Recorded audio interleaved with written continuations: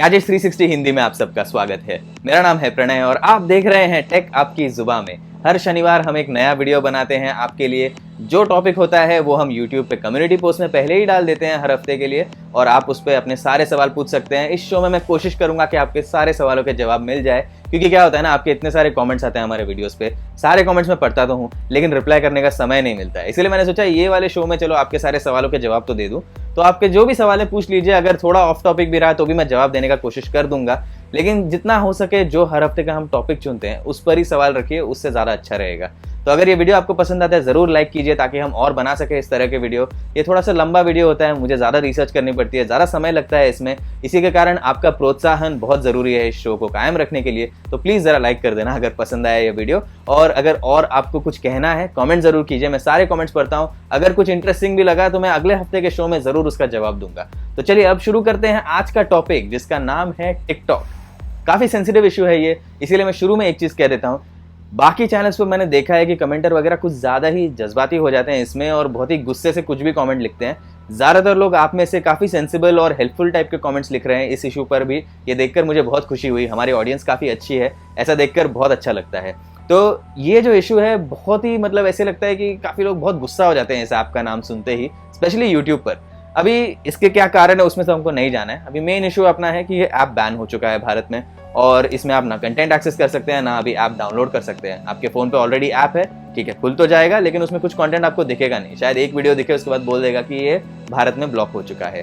TikTok अकेला app नहीं है, टोटल 59 ऐप्स बैन हुए हैं, और सारे के सारे चाइनीज ऐप्स हैं, यानी कि चाइना ओरिजिन वाले ऐप्स हैं। और इसमें कोई ऐसे गवर्नमेंट ने लॉजिक तो बताया नहीं है कि किस लिए ये सारे ऐप्स बैन हुए हैं। डेटा सिक्योरिटी वगैरह उन्होंने इशू रेज किया है, लेकिन सारे चाइनीज ऐप्स को बैन नहीं किया। फॉर एग्जांपल पबजी मोबाइल है, जिसका मैंने पहले भी वीडियो में जिक्र किया था। पबजी मोबाइल अभी तक बैन नहीं हुआ भारत में। मैं ये नहीं कह रहा हूँ कि पबजी बैन करो, मैं बस ये कह रहा हूँ कि वो भी चाइनीज ही ऐप है, टेंसेंट वो चाइनीज कंपनी है, तो उसको बैन नहीं किया गया, लेकिन काफ़ी दूसरे ऐप्स को बैन किया। अब बात करते हैं टिकटॉक की। अब टिकटॉक वैसे तो चाइनीज ऐप है ज़रूर, लेकिन यहाँ पर भारत में काफ़ी बड़ी इकोसिस्टम बन गई थी टिकटॉक की, और बहुत सारे लोग इस पर वीडियोज़ वगैरह बना रहे थे। अब एक सेकंड हम बात करेंगे टिकटॉक के पॉपुलैरिटी के बारे में, क्यों इतना फैल गया, क्यों वायरल हो गया। अब इसके मुझे लगता है कुछ कारण है। अगर आप सहमत है तो ज़रूर कमेंट कीजिए, नहीं है तो भी कमेंट करके बताइए आपको क्या लगता है। टिकटॉक मेरे ख्याल से सबसे पहले बात है कि जो कंपनी बाइटडांस है, उसकी जो कंपनी है उसके पीछे, अब उसने जब भारत में से लाया तो काफ़ी इन्वेस्टमेंट किया टिकटॉक में। उनके पास में पहले से काफ़ी सारी फंडिंग थी, बिकॉज वो ऐप ऑलरेडी पॉपुलर था चाइना में और दूसरे जगह पर। जब भारत में आया तो तभी उन्होंने काफ़ी इन्वेस्टमेंट की इसमें, और देखा कॉलेज में वगैरह में फैल गया था। वो म्यूजिकली नाम का ऐप हुआ करता था, और उन्होंने फिर उसको मर्ज कर दिया टिकटॉक मेन ऐप के साथ में। तो उस तरह से जो वायरलिटी इनिशियली आई थी उसमें काफ़ी उन्होंने इन्वेस्ट किया था, और बहुत सारे उन्होंने ऐसे कोशिश किया कि भाई नए नए कंटेंट क्रिएटर हम लेके आए प्लेटफॉर्म पर। एडवर्टाइजर वगैरह भी उसके बाद में आने लग गए उनके पास में। अभी जो भारतीय विकल्प हैं टिकटॉक के लिए, जैसे कि अभी चिंगारी हुआ, मित्रो हुआ, कितने सारे ऐप्स हैं ऐसे। आप में से कुछ लोगों ने कहा है कि इनकी सिक्योरिटी इतनी अच्छी नहीं है। बिल्कुल सही है, ये सारे ऐप्स देखिए जितने भी हैं इस सोशल मीडिया वाले स्पेस में, प्राइवेसी और सिक्योरिटी के मामले में कोई भी ऐप हो सोशल मीडिया स्पेस में आप देख लेना, बहुत ही कम ऐसे होंगे जिनकी प्राइवेसी सिक्योरिटी अच्छी है। अभी टिकटॉक की तो प्राइवेसी इश्यूज़ के बारे में हमने बात कर ही दी है पहले, लेकिन उसके अलावा काफ़ी सारे दूसरे ऐप्स भी हैं जिनकी प्राइवेसी सिक्योरिटी इतनी अच्छी नहीं है।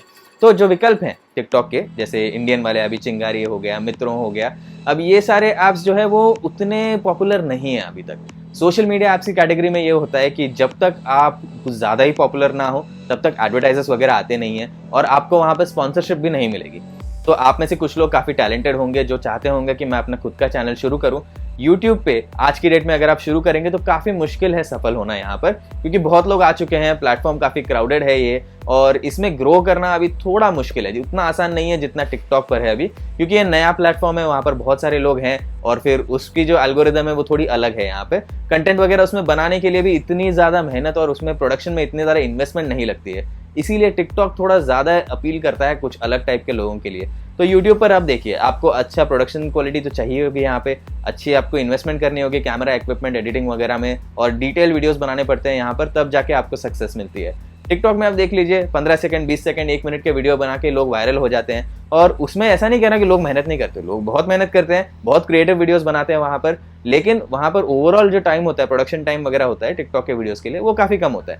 तो मेरे ख्याल से इन्वेस्टमेंट और दूसरी बात है कि ये जो एक्सेसिबिलिटी बोलते हैं ना, उसके कारण टिकटॉक काफ़ी पॉपुलर हो गया। अभी अगर आप देखेंगे टिकटॉक पर जाके, अभी तो देख नहीं सकते, लेकिन जब टिकटॉक था, अगर आपने देखा होता कि कौन कौन से टाइप के लोग वहाँ पर वायरल हो गए हैं, किन किन के वीडियो फैल गए हैं, किन किन के फॉलोअर्स हैं, तो आप देखेंगे कि उसमें काफ़ी सारे लोग हैं जो सेलिब्रिटीज़ हैं, फेमस लोग हैं। उसके अलावा आप देखेंगे कि काफ़ी सारे ऐसे भी लोग हैं जो नॉर्मली आपको यूट्यूब और इंस्टाग्राम पर नहीं दिखते। यानी कि क्या है, कुछ लोग होते हैं जिनके पास काफ़ी पैसे होते हैं, जो काफ़ी अमीर होते हैं, जो आ जाते हैं हर जगह पर, मतलब सोशल मीडिया वगैरह जहाँ पर भी देख लें, अब स्टार बन गए वो। लेकिन कुछ लोग ऐसे होते हैं जिनके पास उतने शायद रिसोर्सेस ना हो कि वो यूट्यूब और इंस्टाग्राम जैसे प्लेटफॉर्म्स के लिए इन्वेस्ट करके वहाँ पर स्टार बन सके। वैसे काफ़ी सारे लोग टिकटॉक पर मशहूर थे, तो इसके कारण मुझे लगता है कि अभी टिकटॉक बंद हो गया, इन सारे लोगों की रोजी रोटी भी बंद हो गई इसके साथ में। मुझे कोई प्रॉब्लम नहीं है टिकटॉक को बैन करो ना करो, मैं पर्सनली उतना इन्वेस्टमेंट नहीं हूँ इसमें, लेकिन ये भी सोचना चाहिए कि काफ़ी सारे लोग वहाँ पर कमा रहे थे, उनको स्पॉन्सरशिप वगैरह मिल रही थी। कुछ लोग घर पे बैठ के ऐसे खाना पकाने वगैरह के वीडियोस बना रहे थे और वो भी वायरल हो गए थे। वहाँ पर 25-30 हज़ार फॉलोअर्स थे उनके। ऐसे एनडीटीवी ने भी एक रिपोर्ट की थी इसी बारे में। उत्तर प्रदेश के कुछ लोगों ने जो टिकटॉक पे वायरल थे, टिकटॉक के बंद होने के बाद में वो एकदम दुखी थे, क्योंकि उससे वो शायद कमा भी रहे थे, और जिसके कारण अभी टिकटॉक के बैन होने के बाद में वो कमा नहीं पा रहे हैं। तो अभी इसमें ह्यूमन एंगल देखने की भी जरूरत है।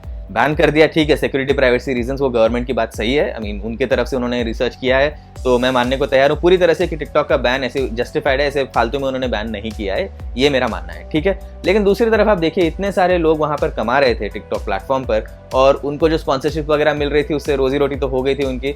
लेकिन इसमें ध्यान ये भी रखना है कि दूसरे जो विकल्प है टिकटॉक पर, वो कहाँ जाएंगे वो लोग। मित्रों चिंगारी पे जाके उनको वो स्पॉन्सर मिलने नहीं वाले हैं, क्योंकि वो ऐप्स उतने पॉपुलर नहीं हुए जितना टिकटॉक था। पूरी जो इकोसिस्टम, भारतीय इकोसिस्टम बनी थी उस पर, वो सारे अब मित्रों चिंगारी पे नहीं है, उसको आने में टाइम लगेगा। और आप सबसे अच्छे अभी जानते होंगे कि कड़की का माहौल चल रहा है बहुत ही आजकल। ऐसे बहुत सारे लोगों के साथ हो रहा है कि नौकरियां चली जा रही हैं, नई नौकरी नहीं मिल रही है, काफ़ी लोग बेरोजगार हो गए हैं, क्योंकि अभी फिलहाल एक रिसेशन तो चल ही रहा है पूरे दुनिया में। इसीलिए इस जो क्राइसिस चल रही है अभी हर जगह में, उसके कारण एक और ऐप जहाँ पर लोग कमा रहे थे उसका जाना, ये इस टाइम में कुछ ज़्यादा ही मुझे मतलब दुख हुआ ये देखकर, सिर्फ उन लोगों के लिए जो लोग वहाँ पर कमा रहे थे उनके लिए। अभी आप में से कुछ लोगों ने ये भी कहा है कि कहीं और जाकर कमा लो भाई, ऐसे अच्छे से मेहनत करके कमाओ। देखो, टिकटॉक पे कमाने के लिए मेहनत तो लगती है, ऐसा नहीं है कि मतलब आप 2 मिनट में कुछ भी वीडियो शूट कर दो, रोज रोज वायरल हो रहा है, ऐसा तो होता नहीं है। कुछ तो यूनिक एंगल होना चाहिए आपके पास में। अब दूसरी बात यह है कि अगर वो लोग वहाँ पर कमा रहे थे, इस टाइम पर दूसरे प्लेटफॉर्म में स्विच करना, इस तरह के क्राइसिस वाले टाइम पे बहुत मुश्किल होगा बहुत लोगों के लिए। अगर नॉर्मल सिचुएशन होती, जैसे कि मतलब कोई दुनिया में जो क्राइसिस चल रही है वो नहीं होती अभी, तो फिर थोड़ा आसान पड़ता है, लेकिन इस टाइम पर थोड़ा मुश्किल होगा लोगों के लिए। अब इसके अलावा दूसरी बात मुझे ये करनी थी आप लोगों से कि ये टिकटॉक वाले जो क्रिएटर्स थे, उन्होंने कहा कि इंस्टाग्राम और यूट्यूब पर हम जा रहे हैं, वहाँ पर हमें फॉलो कर लेना। मुझे नहीं लगता है कि उनकी फॉलोइंग उतनी बढ़ पाएगी इंस्टाग्राम और यूट्यूब पर। उसके कुछ कारण है। एक तो टिकटॉक, वहाँ पर आप वीडियोस बनाते थे स्मार्टफोन पर, एडिटिंग टूल्स उसके काफ़ी अच्छे थे, जो कि अभी दूसरे ऐप्स में उतने अच्छे नहीं हैं। इंस्टाग्राम पर भी आप टिकटॉक जैसे वीडियो बनाने की कोशिश कीजिए, आपको बहुत मुश्किल लगेगा। वो सारे साउंड इफेक्ट्स जो आपको ऐप के अंदर ही मिल जाते हैं, जो एडिटिंग टेक्निक्स आपको ऐप के अंदर मिल जाते हैं, वो इंस्टाग्राम में नहीं मिलेंगे आपको। यूट्यूब के ऐप पर भी आपको एडिटिंग के लिए बिल्कुल भी अच्छे टूल्स नहीं मिलते हैं जो टिकटॉक में मिलते हैं आपको। तो आपको किसी और ऐप में एडिट करके उसके बाद में उसको प्रोड्यूस करके फिर अपलोड करना पड़ेगा यूट्यूब या इंस्टाग्राम पर। जो ज़्यादातर लोग जो टिकटॉक पे फेमस हुए थे, उनसे मुझे नहीं लगता पॉसिबल होगा वो। अब कुछ सेलिब्रिटीज़ वगैरह तो ऑब्वियसली वो तो हर जगह फैले हुए हैं, तो उनके लिए कोई ज़्यादा प्रॉब्लम नहीं होगी। लेकिन मेजॉरिटी जो क्रिएटर्स थे अच्छे वाले टिकटॉक पर, उनके लिए बहुत मुश्किल ट्रांजिशन होगा ये। अभी इंस्टाग्राम और यूट्यूब पर उनको उतनी रीच वगैरह भी नहीं मिलेगी, क्योंकि क्या है ना, ये प्लेटफॉर्म्स अलग है। यूट्यूब पे जो कंटेंट चलता है वो टिकटॉक पे नहीं चलता है। भले ही हाँ, एक बात मैं जरूर कहूंगा, टिकटॉक के कंपाइलेशन वीडियोस यूट्यूब पे बहुत चलते हैं। किसी का भी टिकटॉक वीडियो उठा लो, चोरी करके पेस्ट कर दो उसको, और 15-20 ऐसी वीडियो चिपका दो, आप देखो यूट्यूब पे कितने व्यूज हैं, आप भी जाके देख लेना। वो चलता है यूट्यूब पर, बट उसके अलावा ऐसे शॉर्ट वीडियोस जो टिकटॉक पे चलते हैं वो नहीं चलते। इंस्टाग्राम पे वो वीडियोस जरूर चलते हैं टिकटॉक वाले, लेकिन उनको बनाने के लिए आपको किसी और ऐप की इस्तेमाल करनी पड़ेगी। इंस्टाग्राम के ऐप पे बनाना बहुत मुश्किल है वही वाली वीडियो। तो इन सारी चीज़ों को ध्यान में रखते हुए मुझे ऐसा लगता है कि अभी फिलहाल टिकटॉक क्रिएटर्स के लिए बहुत ही टफ टाइम है ये, और इस क्राइसिस सिचुएशन में ऐसा हो गया उनके साथ में, ये थोड़ा मुझे दुख हो रहा है। गवर्नमेंट की बात भी सही है, अगर सिक्योरिटी प्राइवेसी की प्रॉब्लम है तो आपको तो बैन करना ही होगा। ऐसे मतलब उन्होंने जो बोला है बहुत ही सीरियस इशू बोला है, तो उसके कारण सही, मतलब मैं ये नहीं कह रहा हूँ कि सिक्योरिटी को आप इग्नोर करो, प्राइवेसी को इग्नोर करो, लेकिन बस ये बात भी ध्यान रखनी होगी कि एक ह्यूमन एंगल भी है इसमें, ह्यूमन कॉस्ट भी है इस ऐप के बैन होने का। तो इसके अलावा ज़्यादा कुछ मैं अभी कहना नहीं चाहूँगा इस इशू पे। मेनली बस यही मेरा पॉइंट था कि आप लोग जो है जिस तरह से आपने कमेंट किया, मुझे लगा आपको बता दूँ मैं कि आपके कमेंट्स काफ़ी अप्रिशिएटेड हैं इस इशू पे। आपने एकदम मतलब पेशेंस से अच्छे से लिखा है। वहाँ पर दूसरे चैनल्स पर जो मैंने कमेंटर्स को देखा था वो बहुत ही गुस्से में ऐसे गाली गलौज कर रहे हैं, ऐसा अच्छा मतलब अच्छा नहीं लगता है ना। तो आपने जो कमेंट्स दिए वो अच्छे थे, तो मैंने सोचा इस इशू पे अपने भी मैं व्यूज़ आपको बता दूँ। तो आपके जो अभी क्वेश्चंस आए हैं उनके भी मैं जवाब दे देता हूँ। एक सेकेंड, अभी यूट्यूब कम्युनिटी पोस्ट में सबसे पहले हम देखते हैं कि किसका सवाल है। अनिल गोयल जी का है। इन्होंने कहा है कि मेरा मानना यह है कि अगर किसी को किसी पर्सन और देश के डेटा की प्राइवेसी को खतरा है तो उसे बैन करना ही उचित है। रही बात रोजी रोटी और पैसे कमाने की, तो वो व्यक्ति दूसरे प्लेटफॉर्म के द्वारा भी फिर मेहनत करके कमा सकता है। पॉइंट सही है, ठीक है। डेटा प्राइवेसी वगैरह का इशू है, जैसा मैंने अभी कहा कि वो है प्रॉब्लम बहुत बड़ी, इसीलिए अगर वो ऐप बैन हुआ है तो उस पर कोई सवाल नहीं उठा रहा है। बस सवाल इस बात का है कि ये लोग अभी जाएंगे कहाँ पे। जैसा मैंने कहा, दूसरे प्लेटफॉर्म पर जाके कमाना इस समय में आसान नहीं है। ये क्राइसिस का माहौल है, तो हमें भी थोड़ा ऐसे मतलब दूसरे लोगों की तरफ इस देख के हंसना नहीं चाहिए। इस समय पर किसी की भी नौकरी जा रही है, इस टाइम में उनको नई नौकरी मिलना बहुत मुश्किल है।